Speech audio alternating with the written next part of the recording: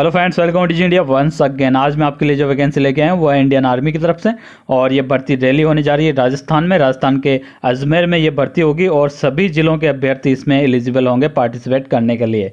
लेकिन यहाँ पे कैटेगराइज किया गया है कौन सी ट्रेड के लिए कौन से ज़िले के अभ्यर्थी यहाँ पे एलिजिबल हो गए, वो भी मैं यहाँ पे इस वीडियो में आपको बता दूंगा।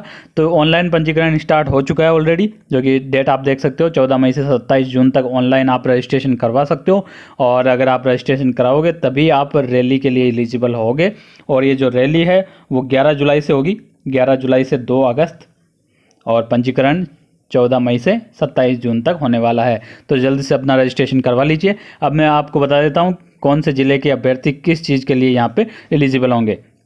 तो यहाँ पे जो वैकेंसी है वो रहेगी सैनिक सामान्य के लिए, सैनिक टेक्निकल और सैनिक ट्रेड्समैन, जिसमें 10th और 8th मांगी गई है।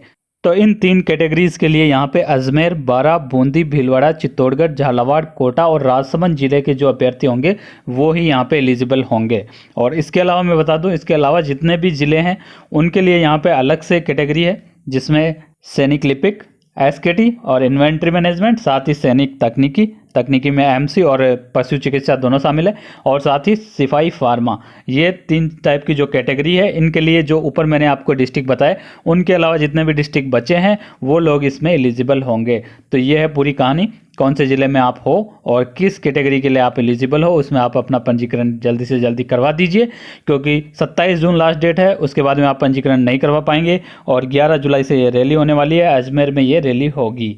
अब आगे बढ़ते हैं इस ऑफिशियल नोटिफिकेशन में कि क्या क्या यहाँ पे निर्देश दिए गए हैं। तो इसमें क्लियरली लिखा है, अगर कोई ऑनलाइन रजिस्ट्रेशन नहीं करता है और रैली में डायरेक्ट पहुंच जाता है तो वो एलिजिबल नहीं होगा, उसको यहाँ पे रैली में शामिल होने नहीं दिया जाएगा। ये यहाँ पे क्लियरली लिख दिया गया है, इसलिए जल्दी से जल्दी आप रजिस्ट्रेशन करवा लीजिए। अब यहाँ पे देख लेते हैं कुछ इंपॉर्टेंट चीज़ें जो योग्यता आपके पास में होनी चाहिए। तो सैनिक सामान्य ड्यूटी के लिए यहाँ पे जो आयु है वो 17.5 से 21 साल रखी गई है, और जो जन्म की तारीखें हैं वो दी हुई है यहाँ पे, इसके बीच में आपकी डेट ऑफ बर्थ होनी चाहिए।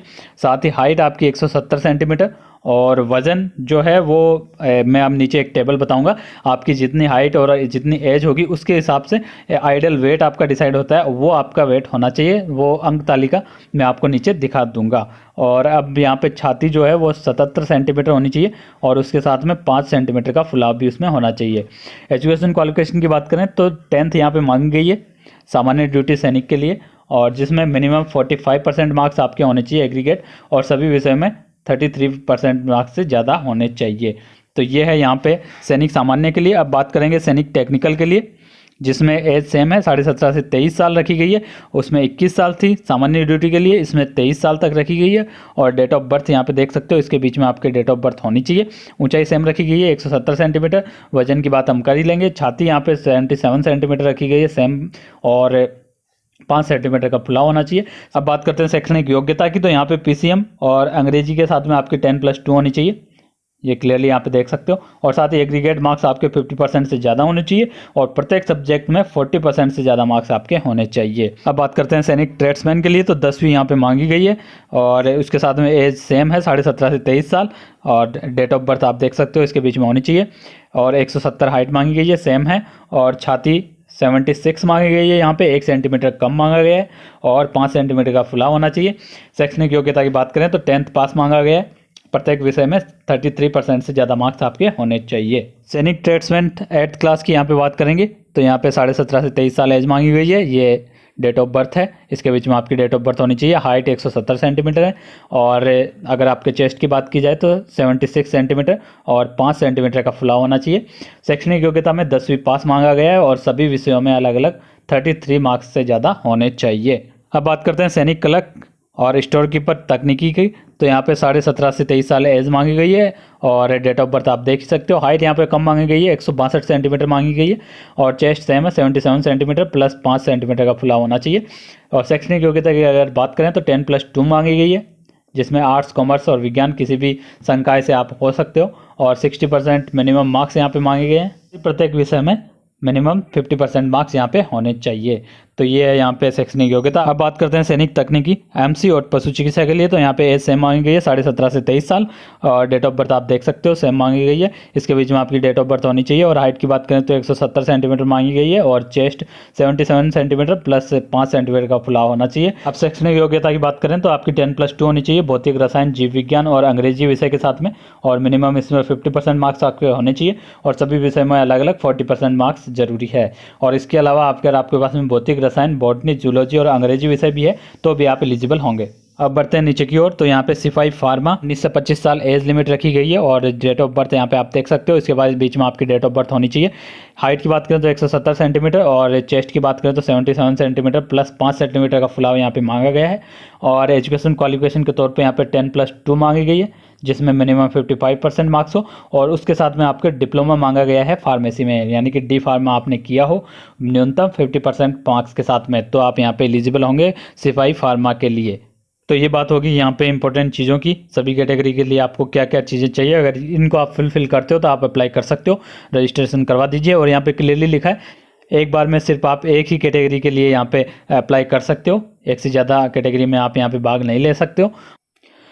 अब बात करते हैं शारीरिक स्वास्थ्य परीक्षण की। तो यहाँ पे 1600 किलोमीटर की रनिंग होगी, पुलअप्स होंगे 9 फीट और जिग जैग बैलेंस होगा। तो ये सारी चीज़ें वहाँ पे होने वाली है। और अगर आप रनिंग 1600 मीटर की 5 मिनट 30 सेकंड में कंप्लीट करते हो तो 60 मार्क्स मिलेंगे, और 5 मिनट 31 सेकंड से 5 मिनट 45 सेकंड में कंप्लीट करते हो तो 48 मार्क्स आपको मिलेंगे। पुलअप्स की बात करें, अगर 10 पुलअप्स करते हो तो 40 मार्क्स मिलेंगे, 9 के लिए 33 है, 8 के लिए 27 है, 7 के लिए 21 है, और 6 पुलअप्स के लिए 16 मार्क्स यहाँ पे आपको मिलेगा। और 9 फीट सिर्फ आपको पास करना जरूरी है, और जिग जैग बैलेंस पे सिर्फ पास करना जरूरी है।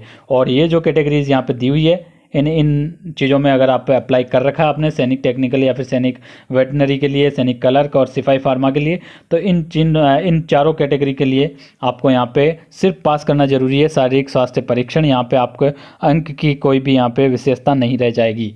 तो शारीरिक स्वास्थ्य परीक्षण के बाद में होगी चिकित्सीय जांच, यानी कि मेडिकल में अगर आप फिट होते हो तो वहाँ पे तुरंत आपको लिखित परीक्षा के लिए प्रवेश पत्र दे दिया जाएगा। और अगर आपका कोई भी पॉइंट होता है, कोई भी किसी भी प्रकार की छोटी मोटी दिक्कत उसमें होती है, तो आपको CH, MH या BH रेफर कर दिया जाएगा। 14 दिन के भीतर आपको वहाँ पर रिपोर्ट करनी होगी, और वहाँ अगर आप फिट हो जाते हो तो वापस आपको सेना भर्ती कार्यालय कोटा में रिपोर्ट करना होगा, और वहाँ से आपको प्रवेश पत्र लेना होगा। तो नीचे यहाँ रिटर्न एग्जाम के लिए भी लिखा गया है। रिटर्न एग्जाम की जो डेट और जो स्थान है वो आपको प्रवेश पत्र में ही बता दिया जाएगा। और इन सब चीज़ों के अलावा यहाँ पे आपको एसिम्प्टोमेटिक प्रमाण पत्र लेके जाना होगा कोविड-19 के लिए, कि आप कोविड-19 से मुक्त हो, और इसका सर्टिफिकेट आपको रैली के टाइम लेके जाना होगा, जो कि 48 घंटे से पहले का नहीं होना चाहिए। 48 घंटे के अंदर अंदर का ये आपके सर्टिफिकेट आपके पास में होना चाहिए। और इसके साथ में सारी कोविड-19 से रिलेटेड गाइडलाइन वहाँ पे फॉलो की जाएगी। तो आपके मास्क, दस्ताने, ये सब चीज़ें वहाँ पे आपके पास में होनी चाहिए। साथ ही जब आप वहाँ पे जाओगे तो आपकी थर्मल स्क्रीनिंग वगैरह भी होगी। तो ये सारी चीज़ें कोविड-19 से रिलेटेड जो भी गाइडलाइन है वो फॉलो आपको करनी होगी। तो जब आप रैली के लिए जाओगे तो वहाँ पे कौन कौन सी चीज़ों की वहाँ पे आवश्यकता होगी, तो सबसे पहले आपको प्रवेश पत्र चाहिए, और पासपोर्ट साइज़ फोटोग्राफ की जरूरत पड़ेगी। 20 पासपोर्ट साइज़ फोटोग्राफ लेके जाने होंगे, जो कि 3 माह से ज़्यादा पुराने आपके नहीं होने चाहिए। अब नीचे की ओर बढ़ते हैं। तो यहाँ पे और भी बहुत सारे चीज़ें आपको वहाँ पे ज़रूरत पड़ेगी। सारे आपके एजुकेशन सर्टिफिकेट आपको वहाँ पे लेके जाने होंगे, जितने भी आपके एजुकेशन सर्टिफिकेट है, यानी कि 10+2 के लिए अगर आपने अप्लाई किया तो 10+2 का होना चाहिए। अगर 8वीं बेस पे आपने अप्लाई किया तो 8वीं का प्रमाण पत्र आपके पास में होना चाहिए, मार्कशीट होनी चाहिए। तो ये सारी चीज़ें आपकी होनी चाहिए। अगर आपने सिपाही फार्मा के लिए अप्लाई किया तो डी फार्मेसी का आपके पास में सर्टिफिकेट होना चाहिए, मार्कशीट्स होनी चाहिए, 10+2 की मार्कशीट होनी चाहिए। तो ये सारी चीज़ें आपके पास में होनी चाहिए। मूल निवास प्रमाण पत्र की जरूरत पड़ेगी, जाति प्रमाण पत्र की जरूरत पड़ेगी, और इसके अलावा अगर हम नीचे देखते हैं तो धर्म प्रमाण पत्र की जरूरत पड़ेगी। लेकिन अगर आपके जाति प्रमाण पत्र में आपके धर्म का उल्लेख नहीं है तब आपको धर्म प्रमाण पत्र की जरूरत पड़ेगी, नहीं तो इसकी कोई भी जरूरत वहाँ पे नहीं पड़ने वाली है। और इसके अलावा आपको कैरेक्टर सर्टिफिकेट की जरूरत पड़ेगी, जो कि आपके स्कूल से मिलेगा। और साथ ही चरित्र प्रमाण पत्र की जरूरत पड़ने वाली है आपको, जो कि आपके नगर निगम से या फिर आपकी पंचायत से आपको मिलेगा। और अविवाहित प्रमाण पत्र की जरूरत पड़ने वाली है, ये भी आपको वहाँ पर चाहिए।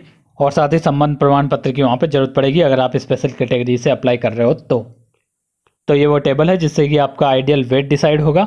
और ये जो आइडियल वेट है वो आपकी एज और हाइट पे डिपेंड करता है। मान लीजिए आपकी हाइट 170 सेंटीमीटर है और आपका जो एज है वो 17 से 20 साल के बीच में है, तो आपका जो आइडियल वेट होने वाला है वो 63.6 kg होगा। और अगर आपकी एज 20 से 30 साल के बीच में है तो आपकी जो वेट होने वाला है वो 66.5 kg आइडल वेट रहेगा।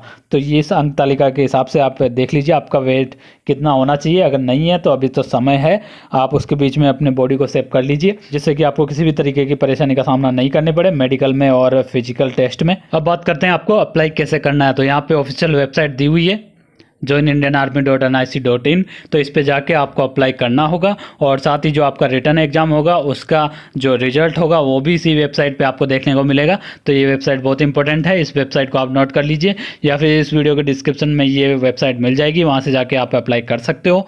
और साथ ही जो रिटर्न एग्जाम होगा उसमें नेगेटिव मार्किंग भी होगी, ये भी यहाँ पे क्लियरली लिखा गया है। तो ये वेबसाइट बहुत इंपॉर्टेंट है, इस पे जाके आपको अप्लाई करना होगा और यहीं से आपको सारी ऑफिशियल न्यूज़ वहाँ से मिलने वाली है। तो ये है सारी चीज़ें और मैंने सब कुछ यहाँ पे इंपॉर्टेंट चीज़ें यहाँ पे बता दी है। फिर भी आपका कोई भी डाउट है या कोई भी आप सजेशन देना चाहते हो तो इस वीडियो को कमेंट बॉक्स में दे सकते हो। और साथ ही फ्रेंड्स हमारे चैनल डिजी इंडिया को जरूर सब्सक्राइब कर लीजिए, क्योंकि इसी प्रकार गवर्नमेंट जॉब से रिलेटेड जो भी वैकेंसी के ऑफिशियल नोटिफिकेशन रिलीज होते हैं हम आप तक उसकी जानकारी जल्द से जल्द पहुँचाते हैं और सही और सटीक जानकारी आप तक पहुँचाते हैं, जिससे कि आप किसी भी वैकेंसी से चूके नहीं जिसमें आप एलिजिबल हो। यही हमारा उद्देश्य है। Thank you friends, thanks for watching this video और हमारे साथ जुड़े रहिए।